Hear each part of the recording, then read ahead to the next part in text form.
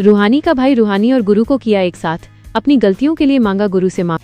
Serial इश्क जुनूनी में आने वाला है बड़ा ही इंटरेस्टिंग सीन दोस्तों, जहां पे आप देखेंगे कि अब रूहानी दोस्तों गुरु के साथ नहीं रहना चाहती। अपने भाई के लिए पूरी तरह से वो भी दिल्ली जाने के लिए तैयार हो जाती है, क्योंकि रूहानी का भाई अपने फैमिली के साथ दिल्ली जा रहा है। लेकिन रूहानी की माँ कहती है कि अगर तुम चाहती है कि तुम अपने ससुराल में रहे तो मैं तुम्हारे पापा से बात करूंगी। लेकिन रूहानी नहीं मानती है और अपने भाई के साथ दिल्ली चली जाती। लेकिन दोस्तों गुरु तो जानते हैं कि वो रूहानी के बिना नहीं रह सकता है। वो पुलिस में जाकर कंप्लेंट कर देता। जो रूहानी के भाई के ऊपर जो गोली चला था वही केस वो दोबारा खुलवा देता है। अब पुलिस रूहानी और उसके पूरे फैमिली से कह देते हैं कि जब तक ये केस खत्म नहीं हो जाता पूरी तरह से आपका परिवार कहीं नहीं जा। इधर गुरु और रूहानी काफी गुस्से की नजर से देख रहे होते हैं। फिर से दोबारा घर पर चले जाते हैं।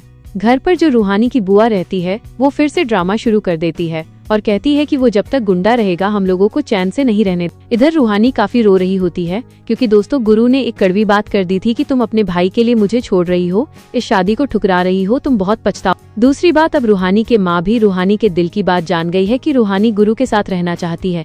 लेकिन रूहानी के भाई को तो अभी सच्चाई मालूम नहीं था। अब गुस्से में रूहानी की माँ अपने बेटे के पास जाएगी और कहेगी कि मुझे तेरे साथ एक जरूरी बात करना। तेरी बहन बहुत अच्छी है, तेरे साथ रहने के लिए उसने बहुत ही बड़ा बलिदान दी। रूहानी का भाई कुछ भी समझ नहीं पाता है और अपनी माँ से पूछता है कि ये आप क्या कह रहे हैं। अब दोस्तों रूहानी की माँ पूरी सच्चाई बता देती है कि रूहानी की शादी गुरु से हो गई है। रूहानी गुरु की पत्नी है और वो आज भी गुरु के नाम के सिंदूर लगा रही है और मंगलसूत्र भी पहन रही। लेकिन तुझे सच्चाई न पता चल जाए और तेरा हालात फिर से खराब न हो जाए, इसके लिए रूहानी ने अपनी शादी तोड़कर तेरे पास आ गई। लेकिन रूहानी खुश नहीं है, सिर्फ तुझको दिखाने के लिए खुश रह रहे।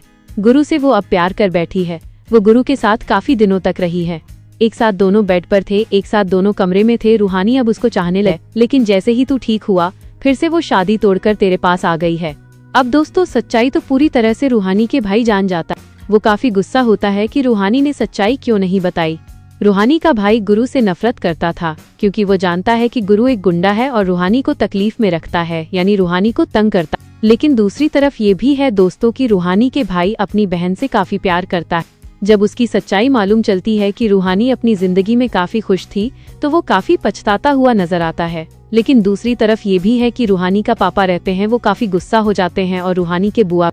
अब दोस्तों रूहानी का पापा अपनी पत्नी से कहते हैं कि आपको थोड़ा भी इंतजार नहीं हुआ, आप अपनी बेटे से प्यार नहीं करती हैं। अगर इसको कुछ हो जाएगा तो हम लोग क्या करेंगे? इतने दिन के बाद हमारा बेटा हमारे साथ रह रहा है, इसकी तबीयत पूरी तरह से ठीक हो गई। आप चाहती है कि फिर से इसको कुछ हो जाए। लेकिन अब थोड़ा गुस्सा हो जाती है रूहानी की माँ और कहती है कि रूहानी मेरी बेटी है और मैं अपनी बेटी की जिंदगी बर्बाद नहीं कर सकती हूँ। आज या कल मेरे बेटे को भी सच्चाई मालूम चल जाता तब क्या होता? मेरा बेटा इतना भी कमजोर नहीं है कि एक सच्चाई भी नहीं जान सकता। अब दोस्तों गुस्से में रूहानी का भाई रूहानी को एक कमरे में ले जाता है, क्योंकि वो रूहानी के भाई पूरी तरह से सच्चाई जानना चाहता है। अब दोस्तों रूहानी भी काफी डरी रहती है कि अब क्या होगा उसके साथ। अब कमरे में सिर्फ रूहानी और उसके भाई रहते। रूहानी का भाई थोड़ी कड़वी आवाज में रूहानी से कहता है कि तूने मुझे सच क्यों नहीं बताई? तो गुरु से शादी कर ली थी और मेरे लिए अपनी शादी तोड़कर आ गई।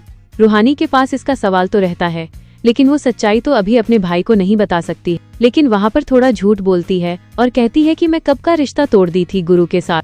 लेकिन जब रूहानी का भाई थोड़ा रूहानी के बालों को दिखाता है तो वो उस बालों में यानी रूहानी के मांग में सिंदूर दिख जाते हैं। तो रूहानी के भाई कहता है कि ये क्या है, ये किसके नाम के सिंदूर तू लग रही है? अब रूहानी को सच्चाई बताने से कोई नहीं रोक सकता है। अपने भाई को पूरी बात बता देती है कि वो गुरु के साथ कब तक थी और गुरु से कैसे चाहने लगी। अब दोस्तों रूहानी का भाई काफी टूट जाता है, क्योंकि दोस्तों रूहानी का भाई रूहानी से प्यार करता है और वो कभी नहीं चाहेगा कि उसकी वजह से उसका प्यार फिर से बर्बाद हो जाए। लेकिन रूहानी के भाई थोड़ी कड़वी आवाज में कहता है कि तू गुरु से कैसे प्यार कर सकती है?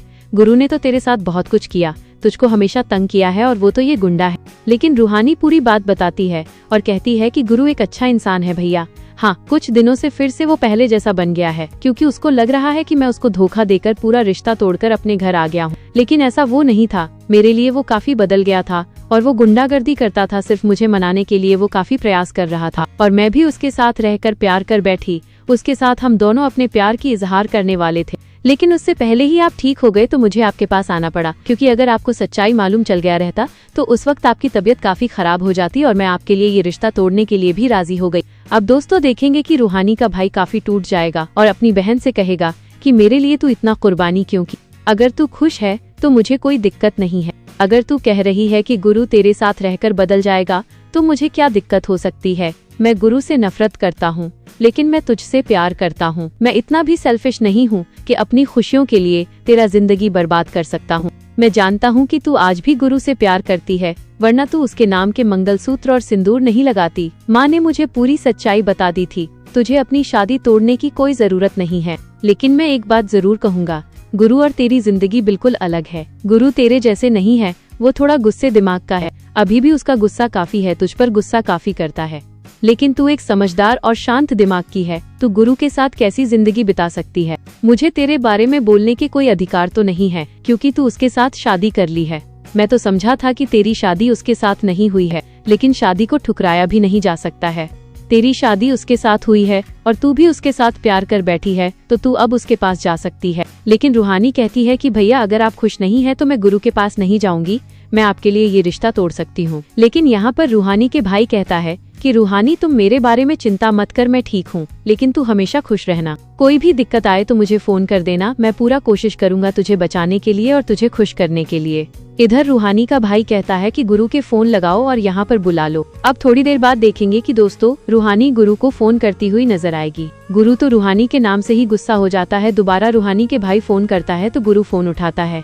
रूहानी का भाई अपने घर पर आने के लिए कहता है। इधर गुरु काफी हैरान रहता है कि क्या बात है साले साहब, मुझे घर पर क्यों बुला रहे हैं? कोई बड़ा तो मामला नहीं है। गुरु तो समझ रहा है कि जरूर कोई बड़ा लफड़ा है या कोई बड़ा प्लानिंग है मुझे फंसाने के लिए। वह अपने दोस्तों के साथ जाता है। इधर घर में दोस्तों रूहानी पहले से ही बैग पैक कर ली रहती है, क्योंकि उसे दिल्ली जाना था तो अपना सामान बैग में पैक कर ली रहती है। लेकिन इधर रूहानी के पापा काफी गुस्से में रहते हैं और अपने बेटे को समझाते हैं और कहते हैं कि तू फिर से क्यों इसको उस गुंडे के पास भेज रहा है? तू जानता नहीं है कि वो क्या कर सकता है और तेरे साथ उसने क्या किया है?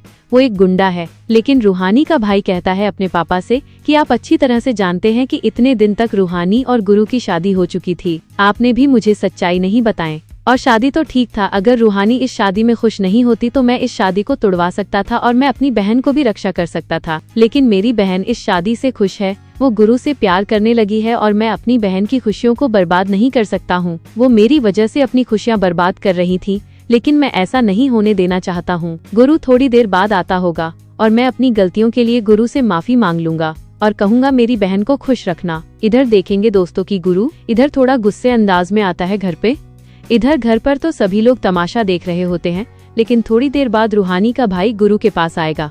दोनों एक दूसरे की आंखों में गुस्से की नजर से देख रहे होंगे, लेकिन थोड़ी देर बाद रूहानी का भाई नरम हो जाता है और गुरु से अपनी गलतियों के लिए माफी मांगता है और कहता है कि मैं तुम्हारे साथ जो कुछ किया उसके लिए मैं माफी मांग रहा हूँ।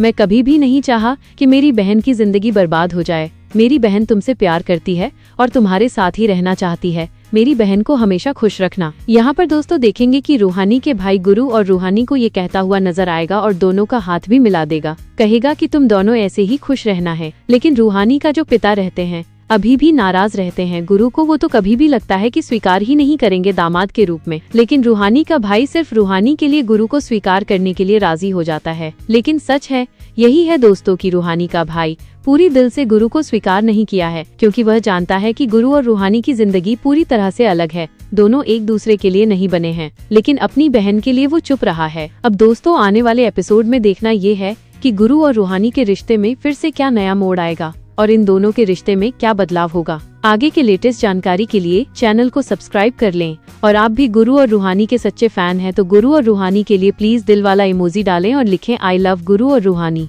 और आप भी चाहते हैं कि गुरु और रूहानी की जोड़ी ऐसे ही बनी रहे और इन दोनों के बीच में फिर से दूरियां ना आए तो अपना राय कमेंट में भी दें।